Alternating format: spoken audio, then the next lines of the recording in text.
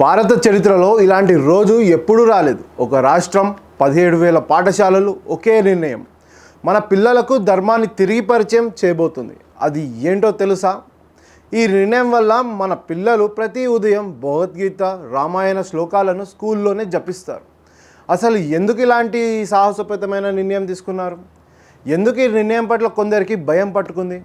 భారతీయ విద్యా వ్యవస్థ నుండి ధర్మాన్ని తొలగించిన వారికే ఇప్పుడు కుదుపులు రావడానికి కారణం ఏమిటో తెలుసుకోబోతున్నాం. ఇది కేవలం విద్యా మార్పు కాదు, ఇది మన సాంప్రదాయ పునరుజ్జీవనం.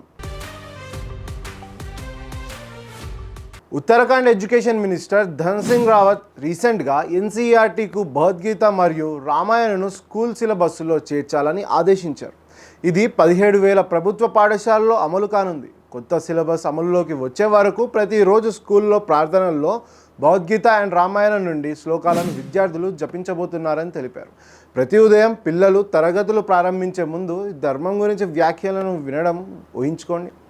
జూలై 15న ఎన్సీఈఆర్టీ వీణా అనే కొత్త టెక్స్ట్ బుక్ను నేషనల్ ఎడ్యుకేషన్ పాలసీ 2020 కింద విడుదల చేసింది. ఇది భారత శాస్త్రీయ ప్రగతిని విద్యార్థులకు దగ్గర చేయడం మరియు మన నాగరిక వారసత్వం ఇంకా సాంస్కృతిక గర్వాన్ని విద్యార్థుల్లో మళ్ళీ నింపడం లక్ష్యంగా పెట్టుకుంది. ఈ పుస్తకాల్లో గంగాకి కహాని అనే అధ్యాయం ఉంది. ఇది పవిత్రమైన గంగా నది ప్రయాణాన్ని గోముఖ్ నుండి గంగాసాగర్ వరకు తీసుకెళ్ళి హరిద్వార్, వారణాసి, ప్రయాగ్రాజ్, కుంభమేళా వంటి జియోగ్రఫీని పిల్లల సిలబస్సుల్లో పరిచయం చేస్తుంది. అలాగే ఆర్టిఫిషియల్ ఇంటెలిజెన్స్ గురించి పరిచయం చేస్తూ భారతీయ సంస్కృతిని నిలుపుకుంటూనే సైంటిఫిక్ థింకింగ్ను పెంపొందిస్తుంది. గగన్యాన్ మిషన్ ద్వారా ఇండియా యొక్క హ్యూమన్ స్పేస్ ఫ్లైట్ను హ్యూమనాయిడ్ రోబోట్ వ్యోమమిత్ర సహాయంతో వివరిస్తుంది.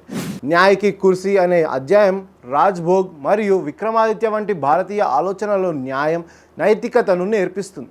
హాథీ ఔర్ చీంతి అనే కథ ఆచరణాత్మక జీవిత విలువలను అంటే ప్రాక్టికల్ లైఫ్ వాల్యూస్ను సరదాగా నేర్పిస్తుంది.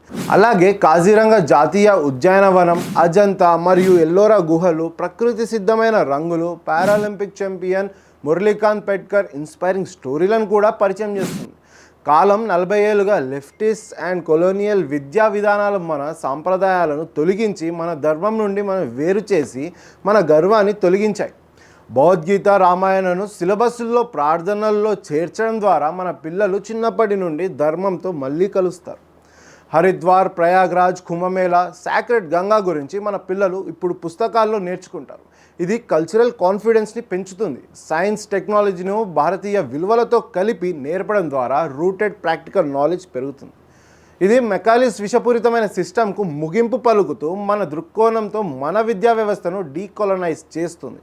ఇది ఇలా ఉండగా ఈ విషయంపై కాంగ్రెస్ సీనియర్ నాయకుడు మరియు ఉత్తరాఖండ్ మాజీ ముఖ్యమంత్రి హరీష్ రావత్ స్పందిస్తూ, పాఠ్యపుస్తకాలలో భగవద్గీత మరియు రామాయణం ఇంకా మిగతా ధార్మిక గ్రంథాల నుండి మంచి ప్రేరణాత్మక విషయాలను పాఠ్యపుస్తకాల్లో చేర్చడంలో ఎలాంటి తప్పు లేదని అన్నారు. భగవద్గీత కర్మయోగం గురించి ఉంది. కర్మయోగ బోధనలు ఎల్లప్పుడూ సరైనవే అని చెబుతూ ఇది ఒక వైపుగా మాత్రమే ఉండకూడదు. ఇతర మత గ్రంథాల్లో కూడా విలువైన బోధనలు ఉంటాయి, వాటిని కూడా చేర్చాలి. ఈ ప్రక్రియకు సాఫ్రనైజేషన్ ఎజెండా కోణంలో చేస్తే అది మన విద్యా వ్యవస్థపై ప్రతికూల ప్రభావం చూపుతుందని ఆయన వ్యాఖ్యానించారు. అయితే కొన్ని నెలల ముందు జనవరి 27, 2025న ఉత్తరాఖండ్ ప్రభుత్వం యూనిఫామ్ సివిల్ కోడ్ను అమలు చేసిన మొదటి రాష్ట్రంగా గుర్తింపు పొందింది. ముఖ్యమంత్రి పుష్కర్ సింగ్ ధామీ ఈ విషయాన్ని ప్రకటించిన విషయం తెలిసిందే. ఈ యూసీసీ చట్టం వివాహం, విడాకులు, వారసత్వం, ఆక్రమణ వంటి అంశాలకు సంబంధించి విషయాలను సమానంగా అమలు చేసే చారిత్రక సంస్కరణ జాతి మరియు మతం మీద ఆధారపడకుండా సమానత్వాన్ని ప్రోత్సహిస్తుంది. యూసీసీ తర్వాత ఇప్పుడు ఇలాంటి ఆదేశాలు జారీ చేయడం మన ధర్మానికి ఒక బలమైన మద్దతు లభించినట్టు అవుతుంది. కంక్లూజన్ ఏంటంటే ఇది కేవలం ఒక విద్యా సంస్కరణ కాదు, ఇది ఒక సాంస్కృతిక పునరుజ్జీవనం. ఇది ఒక నాగరికత పునరుద్ధరణాన్ని గ్రహించాలి. భగవద్గీత, రామాయణ పవిత్రమైన ఈ భారతదేశ భౌగోళికతను పాఠశాలల్లో బోధించడం ద్వారా మనమే ఇప్పుడు మన చరిత్రను తిరిగి పొందుతున్నాం, మన పరంపరలను పునరుద్ధరించుకుంటున్నాం. మన పిల్లలు ధర్మాన్ని, భారతీయ గర్వాన్ని కొనసాగిస్తూ సైన్స్, టెక్నాలజీలోనూ ముందుకు వెళ్తున్నారు. ఇది మన విద్యను తిరిగి చేజిక్కించుకోవడం మరియు మన నాగరికతను పరిరక్షించుకోవడం. దీనిపైన మీరు ఏమనుకుంటారో కామెంట్స్ రూపంలో తెలియజేయండి. అంటిల్ దెన్, జై హింద్, భారత్ మాతాకి జై.